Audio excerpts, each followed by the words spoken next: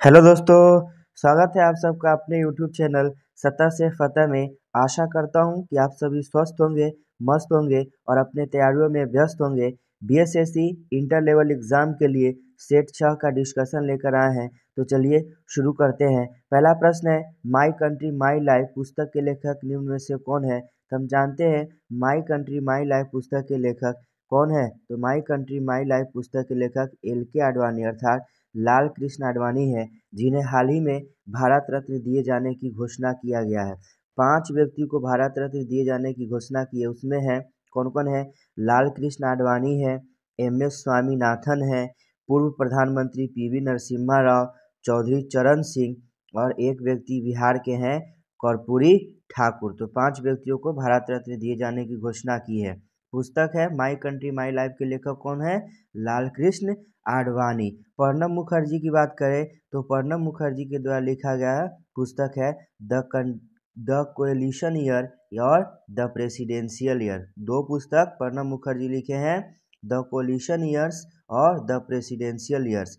हम सोमनाथ चटर्जी की बात करें तो सोमनाथ चटर्जी पूर्व लोकसभा अध्यक्ष है। वर्तमान में लोकसभा के अध्यक्ष की बात करें तो वर्तमान में लोकसभा के अध्यक्ष ओम बिरला है। चलते हैं अगले प्रश्न की ओर।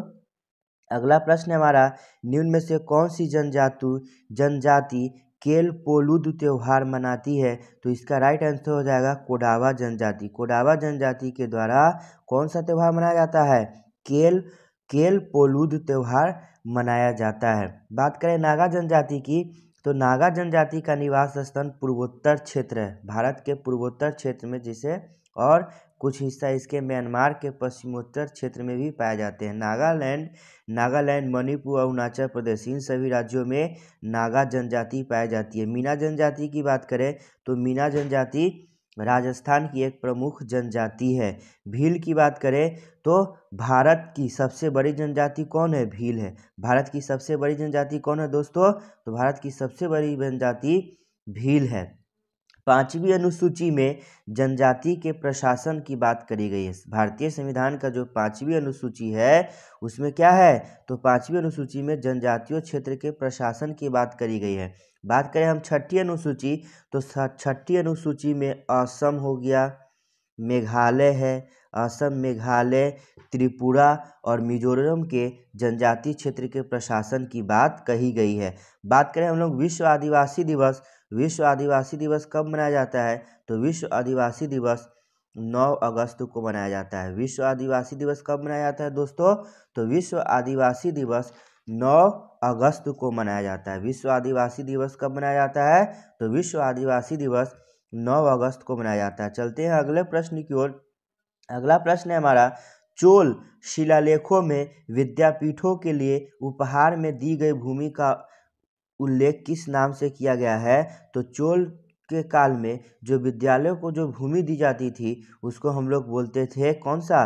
शाल भोग के नाम से जाना जाता था। किस नाम से जाना जाता था? शाल भोग के नाम से जाना था। बात करें हम चोल वंश के संस्थापक की तो चोल वंश के संस्थापक विजयालय थे। चोल वंश के संस्थापक कौन थे दोस्तों?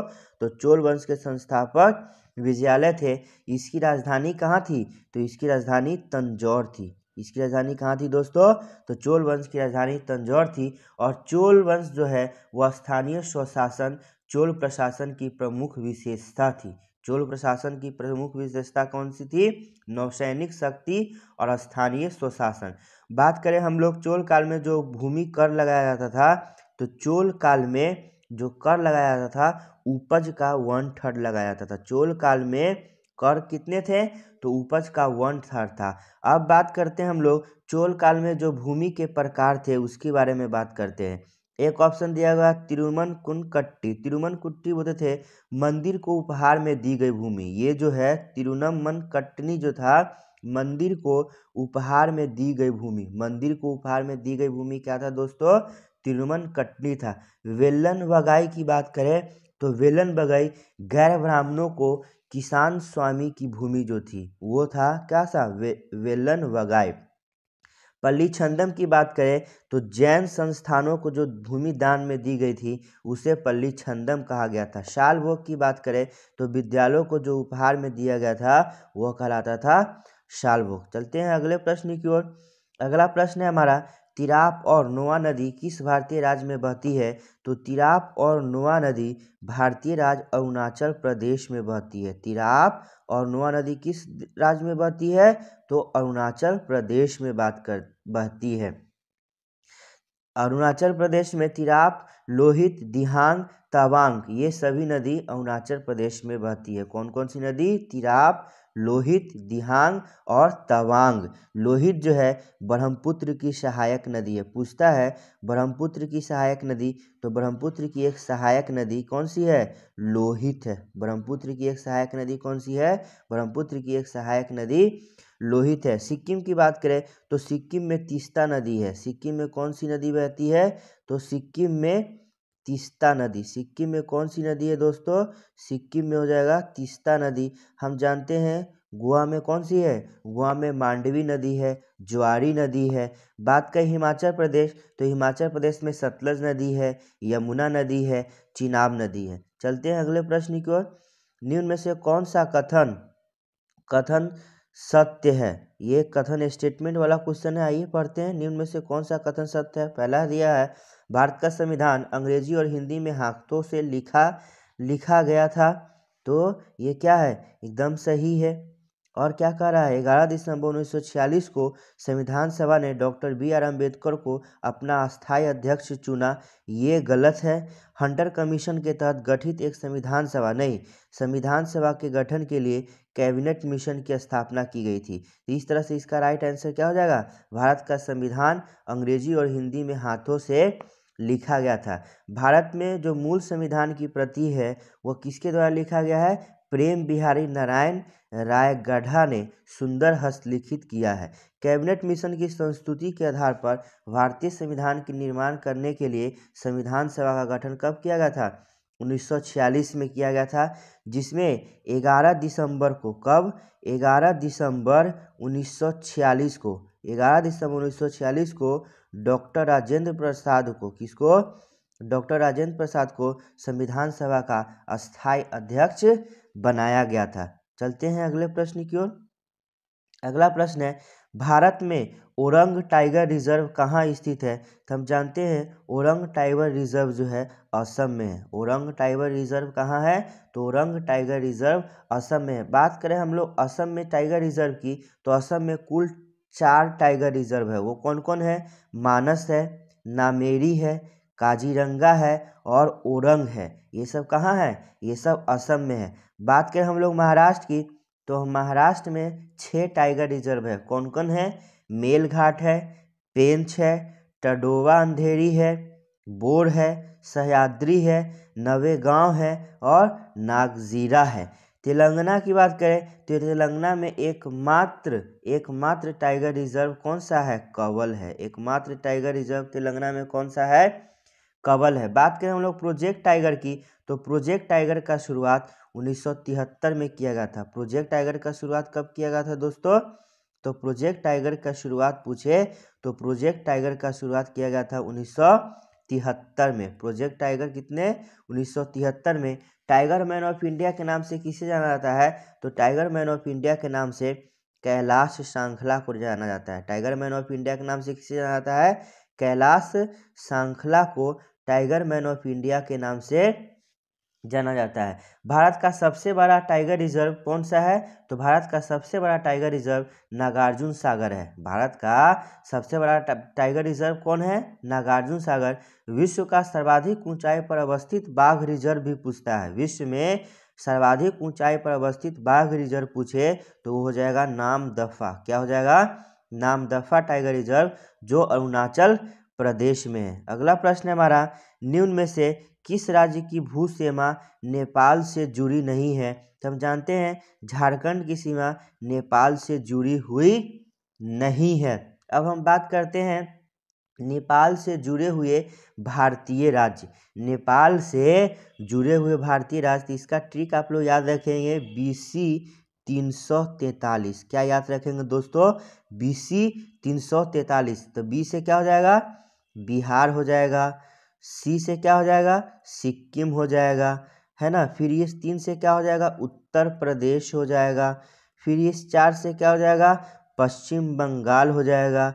फिर इस 3 से क्या हो जाएगा, उत्तराखंड हो जाएगा। मतलब 5 भारतीय राज्य ऐसे हैं जिसकी सीमा नेपाल से छूती है। वो कौन कौन है, बिहार है, सिक्किम है, उत्तराखंड है, पश्चिम बंगाल है और उत्तर प्रदेश है। नेपाल से जुड़े बिहार का जिला भी पूछता है। बिहार का एग्जाम है तो बिहार से नेपाल के कौन कौन से जिले जुड़े हुए हैं, तो नेपाल से जुड़े हुए जिला है सीतामढ़ी, पश्चिमी चंपारण, पूर्वी चंपारण, मधुबनी, सुपौल, अररिया और किशनगंज।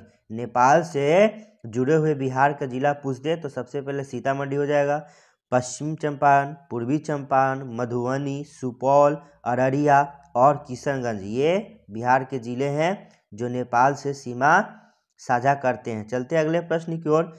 अगला प्रश्न है, निम्न में से कौन सा हिल स्टेशन पर्वतीय पर्यटन स्थल मध्य हिमालय में स्थित है। तो हम जानते हैं जितने भी प्रमुख पर्यटन स्थल है वो लगभग किसमें है, लगभग मध्य हिमालय में ही स्थित है। तो इसमें दिया हुआ दार्जिलिंग, दार्जिलिंग किस में हो जाएगा, दार्जिलिंग पश्चिम बंगाल में पड़ता है जो किसमें है, मध्य हिमालय का हिस्सा है। हम लोग बात करें कोडाई कनाल की, तो कोडाई कनाल जो है तमिलनाडु में है। कोडाई कनाल तमिलनाडु के नीलगिरी पहाड़ी में है। मन्नार की बात करें तो मन्नार कहाँ है, केरल में है। केमानगुंडी की बात करें तो केमानगुंडी कहाँ है, तो केमानगुंडी कर्नाटक में है। अगला प्रश्न है हमारा, 1951 में निम्न में से किस राष्ट्र ने पहले एशियाई खेलों की मेजबानी की थी। तो हम जानते हैं पहले एशियाई खेल की मेजबानी किसके द्वारा किया गया था, तो पहले एशियाई खेल की मेजबानी अपना देश भारत के द्वारा किया गया था। बात करें हम लोग, भारत ने अभी तक 2 बार एशियाई खेलों की मेजबानी की है। कब कब की है, एक तो सबसे पहले 1951 में और दूसरा कब, 1982 में। क्वेश्चन पूछेगा कि अभी तक भारत कितने बार एशियाई खेलों की मेजबानी की है, तो भारत 2 बार एशियाई खेलों की मेजबानी की है, 1951 और 1982 में। अभी हाल ही में 19वें एशियाई खेल हुआ है, हाल ही में 19वें एशियाई खेल हुआ है चीन के शहर हांगझू में। 19वें एशियाई खेल कब हुआ है, 2023 में। कहाँ हुआ है, चीन के हांगझू में। जो 20वें एशियाई खेल 2026 में होगा, 20वें एशियाई खेल 2026 में कहाँ होगा, तो जापान के शहर नागोया में होगा। 21वें एशियाई खेल 2030 में होगा। 21वें एशियाई खेल 2030 में कहाँ खेला जाएगा, तो दोहा में खेला जाएगा। तो ये था एशियाई खेल के बारे में। चलते हैं अगले प्रश्न की ओर। अगला प्रश्न है, भारत के राष्ट्रपति के संदर्भ में निम्नलिखित में से कौन सा कथन सत्य नहीं है। तो अब चलिए, वह सैन्य बल का सर्वोच्च कमांडर होता है। तो भारत के राष्ट्रपति सैन्य बल के सर्वोच्च कमांडर होते, सही है। वह प्रधानमंत्री एवं मंत्रिपरिषद की नियुक्ति करता है, ये भी सही है। राष्ट्रपति भारत का प्रथम नागरिक होता है, ये भी सही है। वह राष्ट्रीय आपात की घोषणा नहीं करता है, ये गलत है। राष्ट्रीय आपात की घोषणा किसके द्वारा की जाती है, राष्ट्रपति के द्वारा ही की जाती है। इसका राइट आंसर हो जाएगा ऑप्शन 4। बात करें हम लोग आपात की, तो भारतीय संविधान का जो भाग है, भारतीय संविधान का भाग 18 किससे है, तो भाग 18 आपात से संबंधित है। भाग 18 किससे है, आपात से संबंधित है। और अनुच्छेद 352 से 360 में आपात उपबंध की उल्लेख की गई है। और भारत में जो आपात उपबंध लिया गया है जर्मनी के संविधान से। और भारत में 3 तरह के आपात लगाए जाते हैं। राष्ट्रीय आपात जो 352 है, अब तक 3 बार भारत में अनुच्छेद 352 के तहत राष्ट्रीय आपात कितने बार लगाए गए हैं, तो अनुच्छेद 352 के तहत राष्ट्रीय आपात 3 बार लगाए गए हैं। कब कब, एक बार भारत चीन युद्ध के समय 1962 में, दूसरा लगाया गया 1971 में और तीसरा लगाया गया 1975 में। तो भारत में अभी तक राष्ट्रीय आपात कितने बार लगे हैं, तो भारत में राष्ट्रीय आपात अभी तक 3 बार लगे हैं। अगला होता है राष्ट्रपति शासन। तो भारतीय संविधान का अनुच्छेद 356 में राष्ट्रपति शासन का उल्लेख मिलता है। किसमें, आर्टिकल 356 में क्या है, राष्ट्रपति शासन की बात कही गई है। किसकी बात कही गई है, राष्ट्रपति शासन जो राज्यों में लगाया जाता है।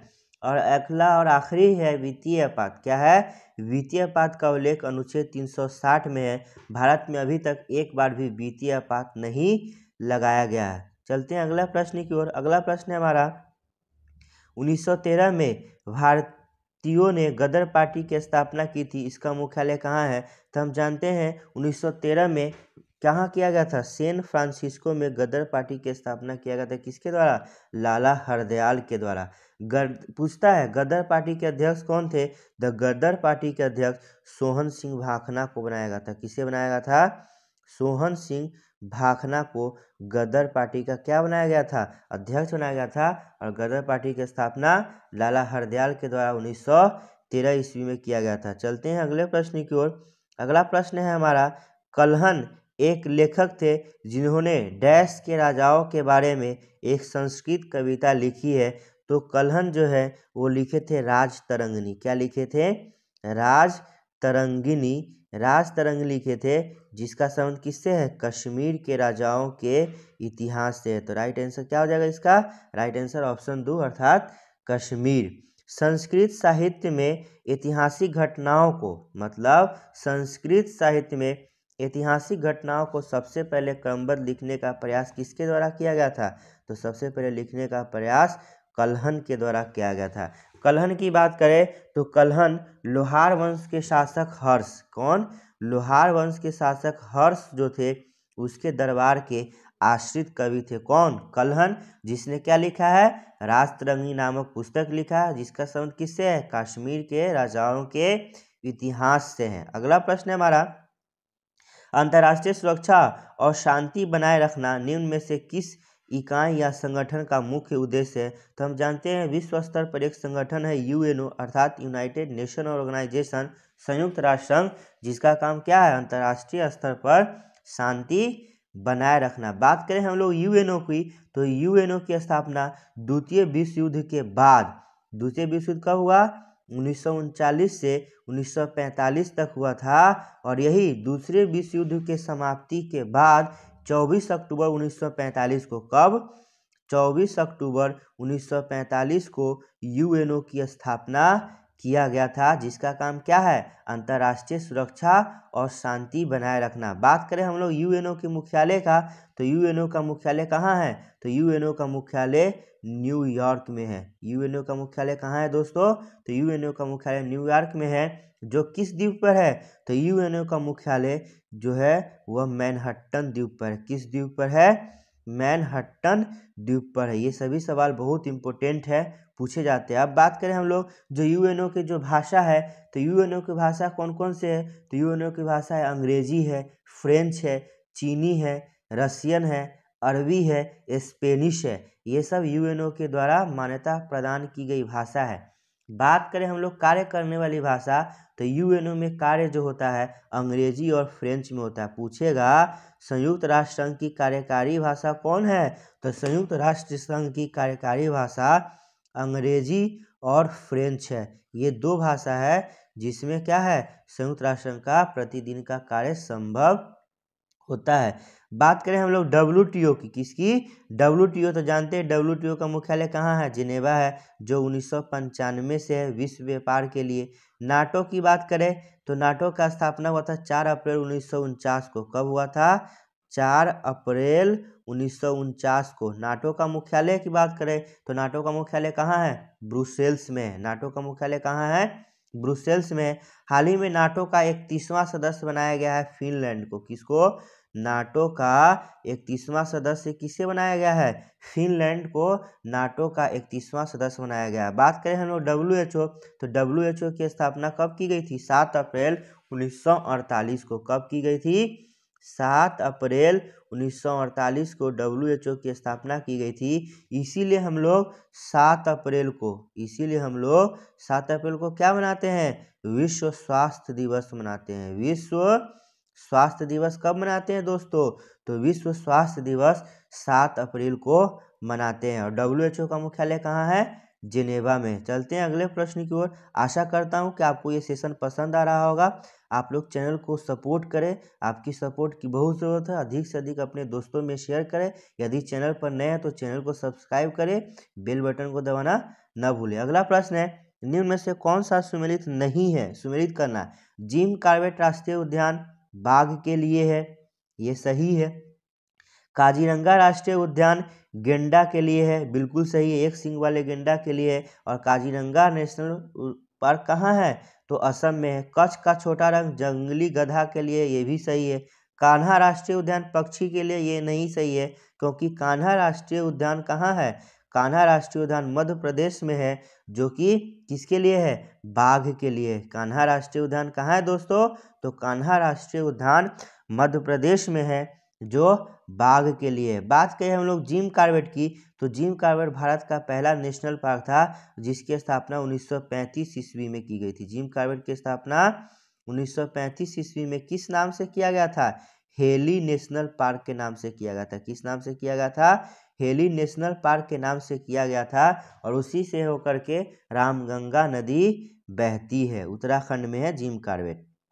अगला प्रश्न है, भूकंप को पहचानने और उन्हें रिकॉर्ड करने के लिए निम्न में से किस उपकरण का उपयोग किया जाता है, तो भूकंप को पहचानने और रिकॉर्ड करने के लिए सिस्मोग्राफ का यूज किया जाता है। किसका यूज किया जाता है दोस्तों, सिस्मोग्राफ का।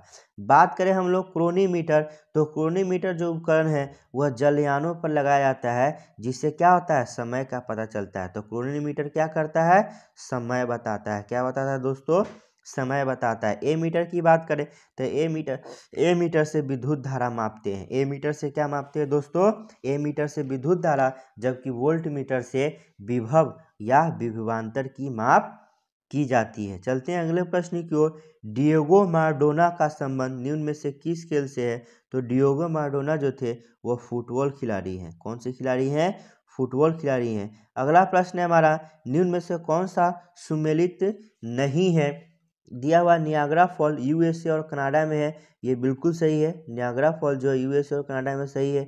नील नदी मिस्र और सूडान में बहती, ये भी सही है। सतलज भारत और पाकिस्तान में है, ये भी सही है। एंडीज पर्वत अर्जेंटीना और ब्राजील, ये गलत हो जाएगा। तो इसका राइट आंसर क्या हो जाएगा, एंडीज पर्वत। अगला प्रश्न है हमारा, निम्न में से कौन सा उपवेद ऋग्वेद से संबंधित है, तो ऋग्वेद का उपवेद जो है वो आयुर्वेद है। ऋग्वेद का उपवेद कौन सा है, आयुर्वेद। वेद कितने हैं, वेद 4 हैं। वेद कितने हैं, 4 हैं, और उसका उपवेद भी 4 है। तो ऋग्वेद के उपवेद की बात करें, ऋग्वेद का उपवेद की बात करें तो कौन हो जाएगा, आयुर्वेद। शिल्प वेद जो है किसका है, तो शिल्प वेद जो है अथर्ववेद का। अथर्ववेद का उपवेद कौन सा है, तो शिल्प है। गंधर्व वेद की बात करें तो सामवेद का, क्या, सामवेद का उपवेद कौन है, तो सामवेद का उपवेद गंधर्व वेद है। और बात करें हम लोग किसकी, धनुर्वेद, तो धनुर्वेद जो है यजुर्वेद का। यजुर्वेद का उपवेद कौन है, धनुर्वेद है। वेदों को भली भांति समझने के लिए 6 वेदांग का, वेदों को भली भांति समझने के लिए 6 वेदांग के भी रचना किया गया है। और वो वेदांग कौन कौन सा है, शिक्षा है, ज्योतिष है, कल्प है, निरुक्त है, व्याकरण है एवं छंद है। तो वेद कितने हैं, तो वेद 4 हैं। उसके उपवेद कितने हैं, तो उपवेद 4 है। वेदांग कितने हैं, तो वेदांग 6 हैं। चलते हैं अगला प्रश्न की ओर। अगला प्रश्न है, 2 या इससे अधिक समाजों की तुलना के लिए निम्नलिखित में से आय के किस मानक का उपयोग नहीं हो सकता है, तो इसका राइट आंसर हो जाएगा दोस्तों रोजगार। रोजगार से हम लोग तुलना नहीं कर सकते हैं। हम लोग आय का समान वितरण से कर सकते हैं, क्रय शक्ति क्षमता से कर सकते हैं, प्रति व्यक्ति आय से कर सकते हैं, जबकि रोजगार से नहीं। तो राइट आंसर हो जाएगा रोजगार। अगला ऑप्शन है हमारा, मार्को पोलो 1292 से 1294 के मध्य डैश से भारत आया था। तो जो मार्को पोलो आए थे भारत में कहाँ से आए थे, तो वेनिस से आए थे। कहाँ से आए थे, वेनिस से आए थे। लिस्बन की बात करें तो पुर्तगाल की राजधानी कहाँ है, लिस्बन है। पुर्तगाल की राजधानी कहाँ है दोस्तों, तो पुर्तगाल की राजधानी लिस्बन है। फ्रांस की बात करें तो फ्रांस की राजधानी कहाँ है, पेरिस में। और वेनिस जो है इटली का एक शहर है। अगला प्रश्न है, शहरी क्षेत्रों के लिए स्थानीय सरकारी निकाय किस नाम से जाना जाता है, तो हम जानते हैं जो शहरी क्षेत्र के लिए जो स्थानीय निकाय है वह क्या है, वह नगर पालिका है। कितने हैं, नगर पालिका। भारतीय संविधान का 12वीं अनुसूची, भारतीय संविधान की जो 12वीं अनुसूची है जिसका संबंध किससे है, तो 12वीं अनुसूची का संबंध नगर निकाय अर्थात नगर पालिका से है, जिसमें 12वीं अनुसूची के द्वारा नगर निकायों को, नगर पालिका को कार्य करने के लिए कितने विषय प्रदान किए गए हैं, तो कार्य करने के लिए 18 विषय प्रदान किए गए। जबकि भारतीय संविधान का जो अनुसूची 11 है वह है ग्राम पंचायत से, जिसमें ग्राम पंचायतों को कार्य करने के लिए 29 विषय प्रदान किया गया है। भारतीय संविधान का जो भाग 9 है, भारतीय संविधान का भाग 9 है, जिसमें किसका उल्लेख है, पंचायत का उल्लेख है। किसका है, पंचायत अर्थात ग्राम पंचायत का। भाग 9 का एक ही बात करें तो यह है नगर पालिका से। किससे है दोस्तों, यह है नगर पालिका से। 9B की बात करें तो 9B में सहकारी समिति, 9B में क्या है दोस्तों, 9 के B में सहकारी समिति का उल्लेख है। चलते हैं अगले प्रश्न की ओर। अगला प्रश्न है, भारत का कौन सा शहर दुनिया का दूसरा सबसे प्रदूषित शहर बना, तो दुनिया का दूसरा सबसे प्रदूषित शहर बना है मुंबई। अगला प्रश्न है, भारत के आर्थिक सर्वेक्षण को भारत में पहली बार केंद्रीय बजट के एक भाग के रूप में किस वर्ष में पेश किया गया था, तो पहला बजट जो है 1950-51 पहली पंचवर्षीय योजना में पेश किया गया था। बात करते हैं हम लोग बजट, तो BUDGET बजट, बजट शब्द का शाब्दिक अर्थ होता है चमड़े की थैला। बजट का क्या शाब्दिक अर्थ होता है, चमड़े के थैला। बजट के जनक के रूप में रॉबर्ट वालपोल को जाना जाता है। किसको जाना जाता है, रॉबर्ट वालपोल को। विश्व भर में पहली बार बजट पेश किए थे कौन, तो इंग्लैंड के प्रधानमंत्री रॉबर्ट बोल। भारत में पहली बार बजट पेश किया गया था किसके द्वारा, तो भारत में पहली बार बजट पेश किया गया था जेम्स विल्सन के द्वारा। किसके द्वारा दोस्तों, जेम्स विल्सन को भारत में बजट प्रणाली के जनक के रूप में जाना जाता है। स्वतंत्र भारत का पहला बजट, स्वतंत्र भारत का पहला बजट किसने पेश किया, तो स्वतंत्र भारत का पहला बजट RK शनमुखम शेट्टी ने पेश किया था। गणतंत्र भारत का पहला बजट, तो गणतंत्र भारत का पहला बजट जॉन मथाई के द्वारा पेश किया गया था। किसके द्वारा, जॉन मथाई के द्वारा गणतंत्र भारत का पहला बजट पेश किया गया था। RK शनमुखम शेट्टी के द्वारा स्वतंत्र भारत का पहला बजट पेश किया गया था। चलते हैं अगले प्रश्न की ओर। अगला प्रश्न है, अगला प्रश्न हमारा, कश्मीर के पुरुषों और महिलाओं द्वारा पहनी जाने वाली पारंपरिक पोशाक निम्न में से कौन सी है, तो कश्मीर की महिलाओं और पुरुषों द्वारा पारंपरिक पोशाक जो पहना जाता है उसका नाम क्या है, फेरान है। मेखला चादर, तो मेखला चादर असम का क्या है, एक परिधान है। क्या है, असम का है। यहाँ एक ऑप्शन दिया हुआ रिकुटू गमछा, तो रिकुटू गमछा भी असम का है। किसका है, असम का है। बात करें हम लोग फानेक पोशाक की, तो फानेक पोशाक मणिपुर का है। फानेक पोशाक किस राज्य का है, तो फानेक पोशाक मणिपुर राज्य का है। अगला प्रश्न है हमारा, north east small finance bank का कॉर्पोरेट कार्यालय निम्नलिखित में से किस शहर में स्थित है, तो नॉर्थ ईस्ट की बात है तो नॉर्थ ईस्ट के राज्य गुवाहाटी है, जहाँ पर north east small finance bank का कॉर्पोरेट कार्यालय स्थित है। अगला प्रश्न है, किस सम्राट ने अपनी राजधानी दिल्ली से दौलताबाद स्थानांतरित की थी, तो हम जानते हैं मोहम्मद बिन तुगलक जो है अपनी राजधानी दिल्ली से दौलताबाद स्थानांतरित की थी। बात करें हम लोग मोहम्मद बिन तुगलक, तो सल्तनत काल का सबसे सर्वाधिक विद्वान सुल्तान यही था, है ना, जिसको पागल के नाम से जाना जाता है, रक्त पिपासु कहा जाता है। और मोहम्मद बिन तुगलक के द्वारा अमीर ए कोही, क्या, मोहम्मद बिन तुगलक के द्वारा अमीर ए कोही की स्थापना की गई थी। और अमीर ए कोही किससे था, कृषि विभाग से था। सांकेतिक मुद्रा पूछता है, सांकेतिक मुद्रा का प्रचलन किसने किया, तो सांकेतिक मुद्रा का प्रचलन भी मोहम्मद बिन तुगलक के द्वारा किया गया था। यहाँ एक ऑप्शन दिया हुआ फिरोज शाह तुगलक, तो फिरोज शाह तुगलक भी तुगलक वंश का शासक था। पूछता है, ब्राह्मणों पर जजिया कर लगाने वाला पहला मुसलमान शासक, ब्राह्मणों पर जजिया कर लगाने वाला पहला मुसलमान शासक कौन था, तो ब्राह्मणों पर जजिया कर लगाने वाला पहला मुसलमान शासक फिरोज शाह तुगलक था। फिरोज शाह तुगलक दासों का अर्थात गुलामों का बहुत शौकीन था, इसीलिए इन्होंने दासों की, गुलामों की भलाई के लिए दीवाने बंदगान की स्थापना की। पूछता है दीवाने बंदगान की स्थापना किसने की, तो दीवाने बंदगान की स्थापना फिरोज शाह तुगलक के द्वारा किया गया था। और दीवाने अमीर कोही की स्थापना किसके द्वारा किया गया था? तो दीवाने अमीर कोही की स्थापना मोहम्मद बिन तुगलक के द्वारा किया गया था। अगला प्रश्न है, भारतीय संविधान में दिए गए मौलिक कर्तव्यों के अनुसार भारत की संप्रभुता डैश को मानना और उसकी रक्षा करना भारत के प्रत्येक नागरिक का कर्तव्य होगा। तो यह क्या हो जाएगा? एकता एवं अखंडता की रक्षा करना है, यह एक मौलिक कर्तव्य है। बात करें हम लोग मौलिक कर्तव्य की, तो भारतीय संविधान के भाग 4A भाग 4 के क में क्या है? मौलिक कर्तव्य है। और अनुच्छेद 51 के क, अनुच्छेद 51 का क और भाग 4 का क क्या है? मौलिक कर्तव्य से है। मौलिक कर्तव्य को है ना रूस के संविधान से लिया गया है, और भारतीय संविधान में मौलिक कर्तव्य को सन 1976 ईस्वी में 42वां संविधान संशोधन के द्वारा जोड़ा गया था। वर्तमान में मौलिक कर्तव्य कितने हैं? तो मौलिक कर्तव्य 11 है। मौलिक कर्तव्य कितने हैं दोस्तों? मौलिक कर्तव्य 11 है। ऑप्शन दिया हुआ स्वतंत्रता और समानता, तो पूरे विश्व में स्वतंत्रता, समानता और बंधुत्व, पूरे विश्व में स्वतंत्रता, समानता और बंधुत्व का नारा फ्रांसीसी क्रांति की देन है। किसकी देन है? फ्रांसीसी क्रांति 1789 ईस्वी में हुआ था, जिसने पूरे विश्व को स्वतंत्रता, समानता और बंधुत्व का नारा दिया था। अगला प्रश्न है, निम्न में से किस संगठन का मुख्यालय सुमेलित नहीं है? तो आइए देखते हैं। WHO का मुख्यालय जेनेवा में, बिल्कुल राइट है। IMF वाशिंगटन DC में, सही है। ओपेक वियना ऑस्ट्रेलिया, सही है। लेकिन एमनेस्टी इंटरनेशनल का मुख्यालय कहाँ है?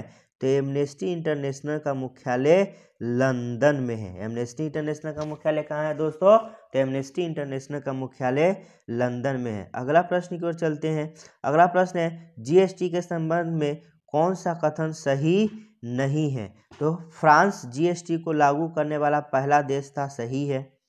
भारत ने कनाडा की दोहरी GST संरचना को लागू किया, ये भी सही है। मतलब भारत का जो GST प्रणाली है वह कनाडा देश से जुड़ा हुआ है। GST राज्य सरकार द्वारा संग्रहित नहीं किया जा सकता, ये गलत है। तो इसका राइट आंसर हो जाएगा कौन सा? GST राज्य सरकार द्वारा संग्रहित नहीं किया जाता है। और GST दिवस 1 जुलाई को मनाया जाता है, ये भी सही है। बात करें हम लोग GST की, किसकी बात करें? बात करें हम लोग GST की, तो GST का फुल फॉर्म होता है गुड्स एंड सर्विस टैक्स। क्या होता है? गुड्स एंड सर्विस टैक्स 1 जुलाई 2017 से लागू हुआ। GST कब से लागू है? GST लागू है 1 जुलाई 2017 से भारत में GST लागू है। भारत का जो GST मॉडल है वह कनाडा से लिया गया है। और भारतीय संविधान का 101वां संविधान संशोधन, भारतीय संविधान में जो 101 जो संविधान संशोधन है वह किससे है? वह GST से है। किससे जुड़ा हुआ है? GST से जुड़ा हुआ है। और GST परिषद भारतीय संविधान का अनुच्छेद 279A, भारतीय संविधान का अनुच्छेद 279A में GST परिषद की जिक्र करी गई है। किसकी बात है? GST परिषद। और GST परिषद का अध्यक्ष कौन होता है?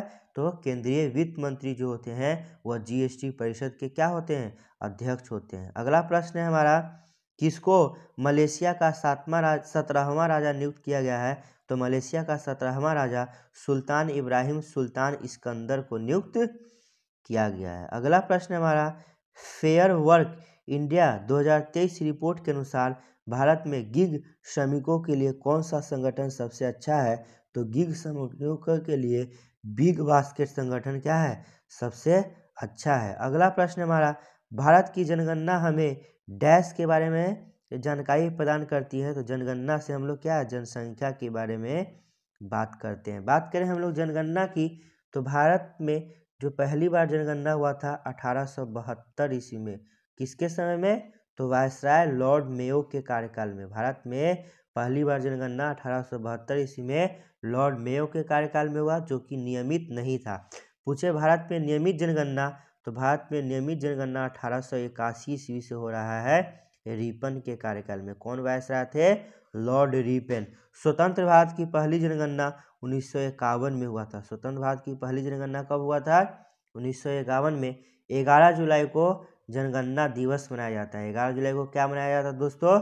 जनगणना दिवस मनाया जाता है। और हाल ही में जनगणना 2011 में हुआ था।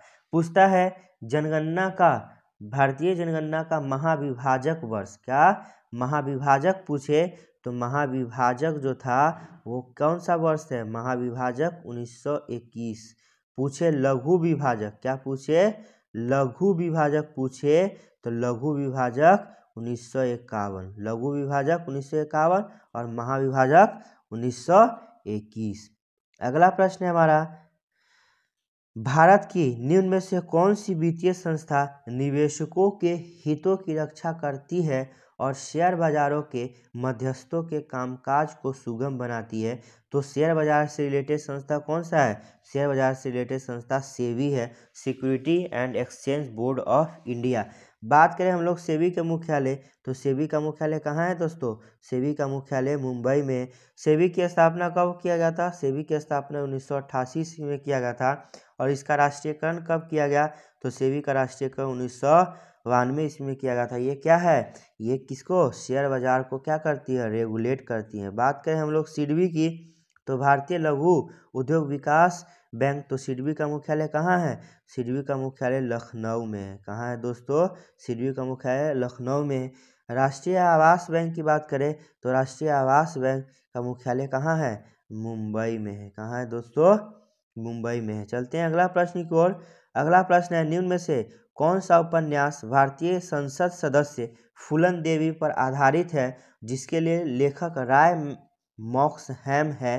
तो फूलन देवी पर आधारित है कौन, India's bandit queen and me, किससे है, फूलन देवी से आधारित है। अगला प्रश्न है, किस फिल्म ने सर्वश्रेष्ठ फिल्म का राष्ट्रीय फिल्म पुरस्कार जीता है? तो सर्वश्रेष्ठ फिल्म का राष्ट्रीय पुरस्कार जीता है कौन, रॉकेटरी द नॉम्बी इफेक्ट, जिसके डायरेक्टर कौन है, आर माधवन है। कौन है, आर माधवन है। गंगूबाई काठियावाड़ी के लिए आलिया भट्ट को बेस्ट एक्ट्रेस का अवार्ड दिया गया है। अगला प्रश्न है, भारत का पूर्वी तटीय मैदान कहाँ स्थित है? तो भारत के नक्शा की तरह बनाएंगे तो पूर्वी तटीय मैदान कहाँ है, पूर्वी घाट और बंगाल की खाड़ी में। भारत का पूर्वी तटीय मैदान कहाँ है, पूर्वी घाट और बंगाल की खाड़ी में। अगला प्रश्न है, भीमबेटका के शैलाश्रय निम्न में से किसके लिए प्रसिद्ध है? तो भीमबेटका के जो गुफाएं है वो क्या है, शैल चित्र है जो प्रसिद्ध है भारतीय उपमहाद्वीपों पर, भारतीय उपमहाद्वीप पर मानव जीवन के प्राचीन चिन्हों की वजह से। बात करें हम लोग भीमबेटका की गुफा, तो भीमबेटका की गुफा कहाँ है, मध्य प्रदेश में। भीमबेटका की गुफा कहाँ है दोस्तों, तो भीमबेटका की गुफा मध्य प्रदेश में है। अगला प्रश्न है, डैश ग्रेट ब्रिटेन या यूनाइटेड किंगडम की संसद का एक अधिनियम है जिसके तहत 1947 में ब्रिटिश भारत को भारत और पाकिस्तान के दो नए स्वतंत्र प्रभुत्व में विभाजित किया गया था? तो वह है भारत स्वतंत्रता अधिनियम 1947। क्या है, भारत स्वतंत्रता अधिनियम 1947। अगला प्रश्न है, खानवा के युद्ध में बाबर ने राणा सांगा को किस वर्ष हराया था? तो खानवा का युद्ध 1527 में हुआ था। खानवा का युद्ध कब हुआ था दोस्तों, खानवा का युद्ध 1527 में। अब हम बाबर द्वारा लड़े गए कुछ युद्ध की बात करें तो पानीपत की पहली लड़ाई, पानीपत की पहली लड़ाई कब हुई? तो पानीपत की पहली लड़ाई 1526 ईस्वी में किसके किसके बीच, इब्राहिम लोदी और बाबर के बीच हुआ, जिसमें बाबर की विजय हुई। बात करें हम लोग खानवा का युद्ध, तो खानवा का युद्ध 1527 ईस्वी में राणा सांगा और बाबर के बीच हुआ, जिसमें भी बाबर की विजय हुई थी।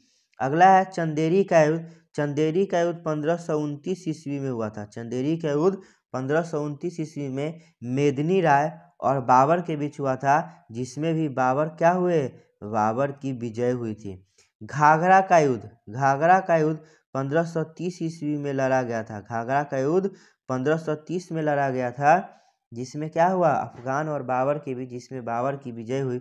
और बाबर को अपनी उदारता के लिए, बाबर को अपनी उदारता के लिए कलंदर की उपाधि दी गई है। अगला प्रश्न है, प्राचीन हड़प्पा स्थल लोथल किस भारतीय राज्य में है? तो लोथल जो है गुजरात में है। लोथल किस में है, गुजरात में। लोथल की बात करें तो लोथल का खोज किया था किसने, रंगनाथ राव ने।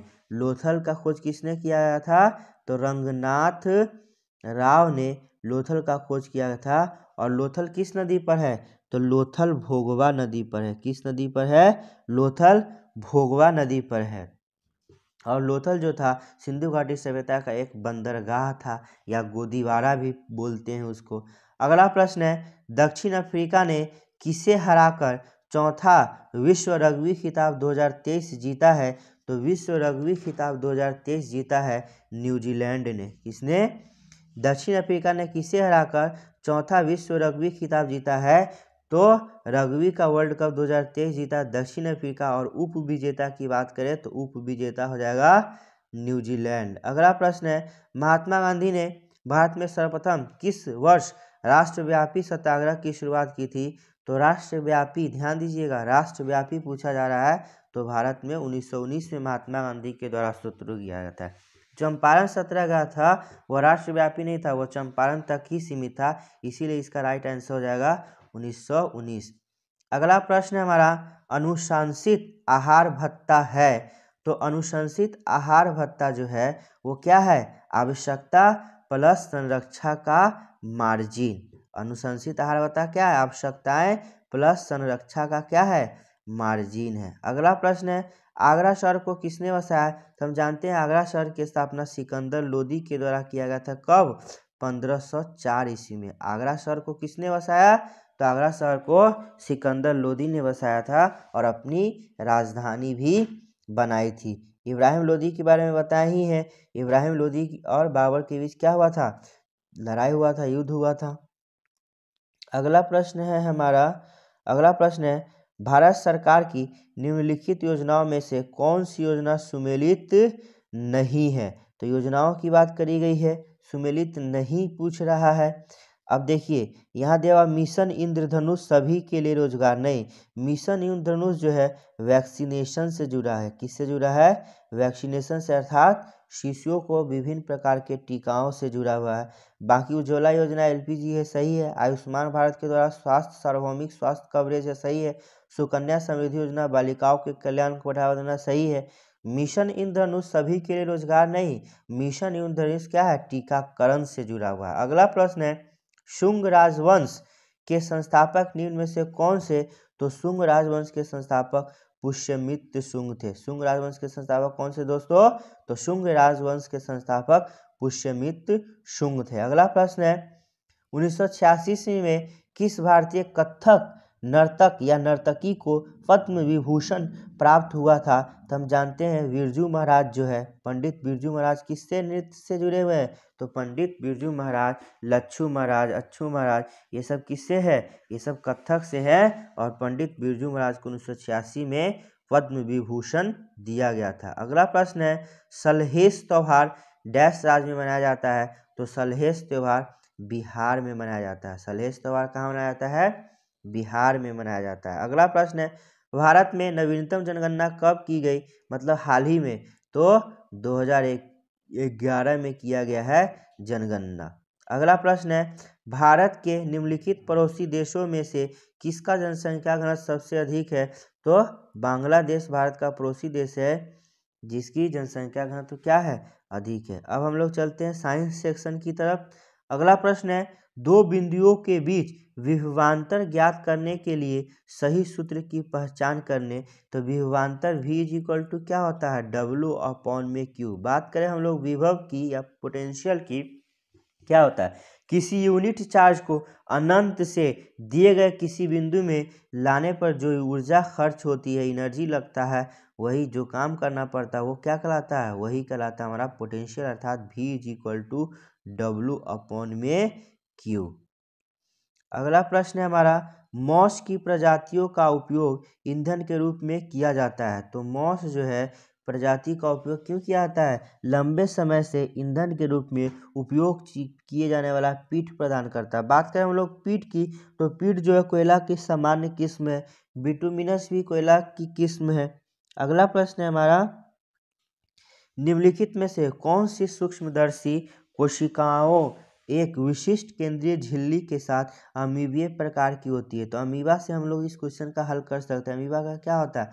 आकार निश्चित नहीं होता है। उसी तरह से श्वेत रक्त कण जो होते हैं WBC होते हैं, उसका भी आकार क्या है? निश्चित नहीं होता है। श्वेत रक्त कण की बात करें तो श्वेत रक्त कण अर्थात डब्ल्यूबीसी कितने तरह के होते हैं? डब्ल्यूबीसी 5 तरह के होते हैं। डब्ल्यूबीसी कितने तरह के होते हैं? 5 तरह के। कौन कौन? Monocyte, lymphocyte, basophil, neutrophil, eosinophil. WBC 5 तरह के होते हैं। कौन कौन? Monocyte, lymphocyte, basophil, neutrophil, eosinophil. उसमें पूछेगा सबसे बड़ा डब्ल्यूबीसी कौन होता है? तो सबसे बड़ा डब्ल्यूबीसी मोनोसाइट होता है। जबकि सर्वाधिक मात्रा में कौन सा डब्ल्यूबीसी पाया जाता है? तो सर्वाधिक मात्रा में पाए जाने वाले डब्ल्यूबीसी न्यूट्रोफिल है। और जो डब्ल्यूबीसी अर्थात श्वेत रक्त कणिका है, हमारे शरीर में सुरक्षा का काम करती है, बाहरी रोगाणुओं से लड़ने का काम करती है। अगला प्रश्न है, ओलियोगम रेजिन या हींग का निम्नलिखित में से किससे प्राप्त किया जाता है? तो जो हींग प्राप्त किया जाता है फेरुला के मुसला जड़ के सूखे लेटेक्स से। ओलियम गम रेजिन या हींग किससे प्राप्त किया जाता है? फेरुला के मुसला जड़ के सूखे लेटेक्स से प्राप्त किया जाता है। अगला प्रश्न हमारा, अगर किस शैवाल से प्राप्त होता है? तो अगर जो है वह ग्रेसिलेरिया शैवाल से प्राप्त किया था। किससे? ग्रेसिलेरिया से। क्लोरेला की बात करें तो अंतरिक्ष यात्रियों को क्या है? अंतरिक्ष यात्रियों को क्लोरेला अंतरिक्ष यान में रखा जाता है, जिसे काम। अगला प्रश्न है, निम्न में से समूह में शामिल तत्व रंगहीन, स्वादहीन और गंधहीन रहित होते हैं। तो जो समूह क्या है? शून्य समूह या 18वें ग्रुप का जो तत्व है वह क्या है? रंगहीन, स्वादहीन और गंधहीन होते हैं। इसमें 18वें समूह में कौन कौन आते हैं? तो 18वें समूह में आते हैं helium, neon, argon, krypton, xenon और रेडॉन। ये सब किसके अक्रिय है? कौन से गैस है? अक्रिय गैस है, जो 18वें समूह या शून्य समूह में आते हैं। बात करें हम लोग हैलोजन की, तो हैलोजन में कौन कौन से आते हैं? हैलोजन में आते हैं फ्लोरीन, हैलोजन में आते हैं क्लोरीन, हैलोजन में आते हैं ब्रोमीन। ये सब किस में आते हैं? ये सब हैलोजन में आते हैं। अगला प्रश्न हमारा, टेरिडोफाइटा समूह के पौधे में डैश नहीं होते। तो टेरिडोफाइटा जो होते हैं उसमें क्या है? तो टेरिडोफाइटा में पुष्प नहीं होते हैं। टेरिडोफाइटा में क्या होते हैं? पुष्प नहीं होते हैं। अगला दिया हुआ है, औसत शक्ति निम्न में से किसके बराबर है? तो औसत शक्ति जो है कुल प्रयुक्त ऊर्जा बटा कुल समय। कुल प्रयुक्त ऊर्जा बटा कुल समय। वैसे भी जानते हैं पावर इज इक्वल टू क्या होता है? W/T होता है। तो इसीलिए औसत शक्ति बराबर क्या हो जाएगा? कुल प्रयुक्त किया गया ऊर्जा और अपॉन में कुल समय। अगला प्रश्न है, डाल्टन का सिद्धांत आधारित है। तो डाल्टन ने दिया था रासायनिक संयोजन का नियम अर्थात law of chemical combination. Law of chemical combination किसके द्वारा किया गया है? तो law of chemical combination Dalton के द्वारा दिया गया सिद्धांत है। और डाल्टन साहब ने ही सबसे पहले बताया था कि परमाणु क्या है? अविभाज्य है। परमाणु अविभाज्य है, सबसे पहले कौन बताया थे? डाल्टन ने। यहाँ दिया हुआ है नियत अनुपात का नियम या स्थिर अनुपात का नियम किसके द्वारा दिया गया है? जोसेफ प्राउस्ट के द्वारा। जोसेफ प्राउस्ट ने क्या दिया है? तो जोसेफ प्राउस्ट ने नियत अनुपात या स्थिर अनुपात का नियम दिया हुआ है। द्रव्यमान संरक्षण की बात करें, law of conservation of mass की बात करें, तो द्रव्यमान संरक्षण का नियम लेवोजियर के द्वारा दिया गया है। ऊर्जा के नियम तो जानते हैं, जो लेंज का नियम है वह ऊर्जा संरक्षण पर आधारित है। अगला प्रश्न है, पृथ्वी वस्तुओं को अपनी ओर आकर्षित करती है, इसका कारण है? तो जितनी भी वस्तु हैं सबको पृथ्वी और अपनी ओर आकर्षित करती है, किसके कारण? गुरुत्वाकर्षण बल के कारण, अर्थात F=G(m1)(m2) और अपॉन में r²। ये गुरुत्वाकर्षण बल का क्या है? व्यंजक है, एक्सप्रेशन है। अगला प्रश्न है, एक समान चाल से गति करता हुआ एक ट्रक 245 मीटर की दूरी 50 सेकंड में तय करती है, तो गति निकालना। तो हम जानते हैं गति निकालना, तो गति इज इक्वल टू क्या हो जाएगा? Speed is equal to distance और अपॉन में टाइम, अर्थात 245 और अपॉन में 50। तो इसको भाग देंगे हम लोग तो 4.9 मीटर पर सेकेंड इसका राइट आंसर होगा। अगला प्रश्न है, सल्फर की परमाणुकता होती है। तो सल्फर जो है बहुपरमाणुक होते हैं। अगला प्रश्न है, वह ठोस पदार्थ जिसका सामान्य नाम शुष्क बर्फ है तो कार्बन डाइऑक्साइड जो है उसको हम लोग क्या बोलते हैं, शुष्क बर्फ के नाम से जानते हैं। किस नाम से जानते हैं, शुष्क बर्फ के नाम से जानते हैं। आशा करता हूँ कि ये सेशन आपको पसंद आ रहा होगा। चैनल को अधिक से अधिक सब्सक्राइब करें, लाइक करें, अधिक से अधिक अपने दोस्तों में शेयर करें। समुद्री जल में ध्वनि की गति डैश होती है, तो समुद्री जल में ध्वनि की गति 1531 मीटर पर सेकेंड होती है। समुद्री जल में ध्वनि की गति 1531 मीटर पर सेकेंड होती है।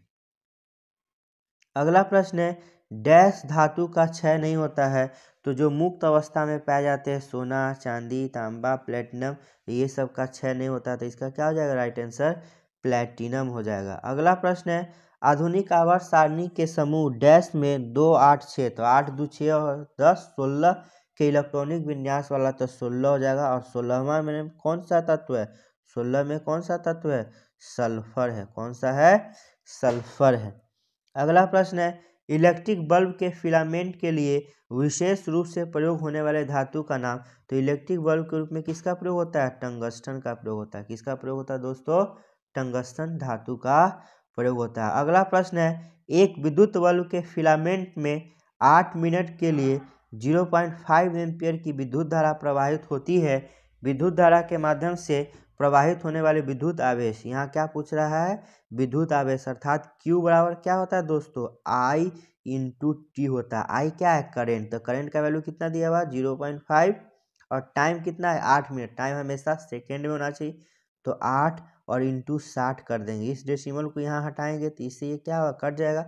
8 से 48, 48 पंचे कितना होता है 240, अर्थात उसमें कितने कूलम की आवेश प्रवाहित होंगे, 240 कूलम। आवेश का मात्रा क्या है, कूलम है। अगला प्रश्न है, किसी वस्तु का प्रतिबिंब उसके वास्तविक आकार का प्राप्त करने के लिए वस्तु को उत्तल लेंस के सामने रखा जाना चाहिए, तो क्या है, वास्तविक प्रतिबिंब और आकार प्राप्त करने के लिए 2f पर रखना होगा। अगला प्रश्न है, इनमें से कौन सा मनुष्य में पुरुष प्रजनन अंग का एक हिस्सा है, तो पुरुष प्रजनन अंग क्या है, शुक्रवाहिका है। क्या है, जो शुक्राणुओं को ले जाने वाली जो नली है वो शुक्रवाहिका है। गर्भाशय स्त्री का है, गर्भाशय नाल फेलोपियन ट्यूब ये भी है, अंडाशय ये भी स्त्री का है। अगला है, पौधे में जलवाष्प के रूप में जल की हानि क्या कहलाती है, तो पौधे में जो जलवाष्प के रूप में जल की हानि होती है उसको हम लोग क्या है, वाष्पोत्सर्जन बोलते हैं। क्या बोलते हैं, वाष्पोत्सर्जन बोलते हैं। अगला प्रश्न है, मिट्टी के बर्तन में रखा जल गर्मियों में भी डैश के कारण ठंडा रहता है, तो मिट्टी के बर्तन में जो हम रखते हैं उसमें क्या होता रहता है, उसका वाष्पन होते रहता है, जिससे क्या है, पानी ठंडा रहता है। अगला प्रश्न है, निम्नलिखित विकल्पों में सबसे तन्य धातु कौन है, तो सबसे तन्य धातु क्या है, Au है। सबसे तन्य धातु कौन है, Au है। अगला प्रश्न है, लार में डैश एंजाइम होता है, तो लार में पाए जाने वाले एंजाइम कौन कौन है, टाइलिन है, एमाइलेज है और लाइसोजाइम है। कौन कौन है, टाइलिन है, एमाइलेज है और लाइसोजाइम है। तो इसका आंसर क्या हो जाएगा, इसका आंसर हो जाएगा दोस्तों लाइपेज, लाइपेज हो जाएगा, सॉरी एमाइलेज है। लार में पाए जाने वाले एंजाइम टाइलिन, एमाइलेज और लाइसोजाइम, तो इस तरह से एमाइलेज इसका राइट आंसर हो जाएगा। ये था आज का सेट का डिस्कशन। आशा करता हूँ कि ये सेशन आपको बहुत पसंद आया होगा। यदि चैनल पर नए हैं तो चैनल को सब्सक्राइब करें, लाइक करें, अधिक से अधिक अपने दोस्तों में शेयर करें। इसी तरह के है ना इन्फॉर्मेटिव वीडियो के लिए हमसे जुड़े रहें। मिलते हैं किसी नेक्स्ट वीडियो में, तब तक के लिए धन्यवाद।